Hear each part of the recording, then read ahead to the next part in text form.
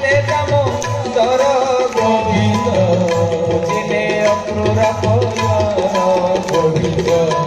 बुझिले अक्रूर जिते अक्रूर को बसई अक्रूर मन लगुनि नहीं भगवान को देखला पर संसार चिंता किसी आसती भगवान कृष्ण पचार ओ तात कुआडे आसीच ओ तात तोर आगमन गोविंद कहवा केवल कारण गोविंद ए तात तमे कुआडे आइच कहल तमे तात तो ये असमय आसवा कथा न कौन है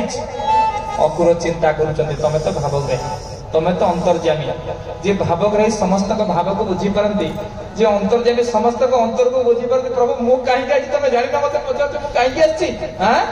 किस कहबे आउ मुही गोविंद कि न जाणु भावग्राही गोविंद आज अक्रूर कहते तम मामू कंस धनु यात्रा करुचंती धनु उत्सव यात्रा छळे गोविंद मोते बेसिला तोबळे गोविंद आज अमृतमय भाव रे जेतबे कहउछन अक्रूर हे कन्हई तम मामू कंस धनु यात्रा करुछ तुम नबा को मते पठि अरे हे प्रजावासी माने कृष्ण चित्कार सुन रे